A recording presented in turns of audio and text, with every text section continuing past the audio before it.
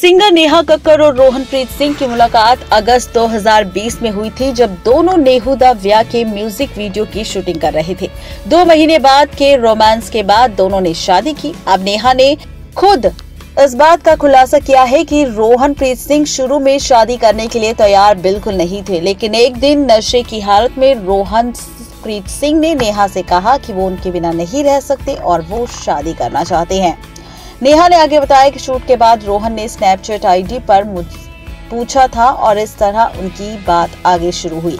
बाद में नेहा ने कहा कि उनकी शादी की उम्र हो चुकी है और वो सेटल होना चाहती है, लेकिन रोहन ने कहा था कि वो सिर्फ 25 साल की है और शादी के लिए तैयार नहीं है।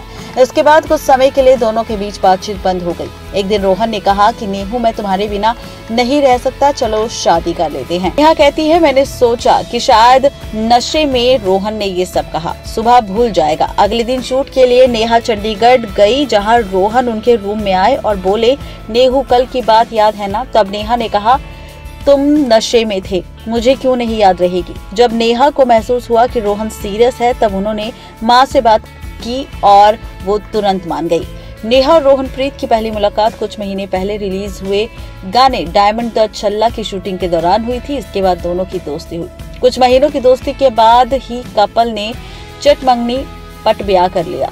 दोनों की रोका सेरेमनी मुंबई में 20 अक्टूबर को हुई थी, पंजाबी रीति रिवाज के साथ, और दिल्ली में 24 अक्टूबर को दोनों की शादी हुई। दोपहर में गुरुद्वारे में हुई आनंद कारज की रस्म के बाद शाम को ग्रैंड सेरेमनी रखी गई थी। तो ये थी पूरी सच्चाई नेहा कक्कड़ की कि आखिर क्यों रोहनप्रीत सिंह नहीं चाहते थे नेहा कक्कड़ से शादी करना। नेक्स्ट लाइव से रोशनी की रिपोर्ट।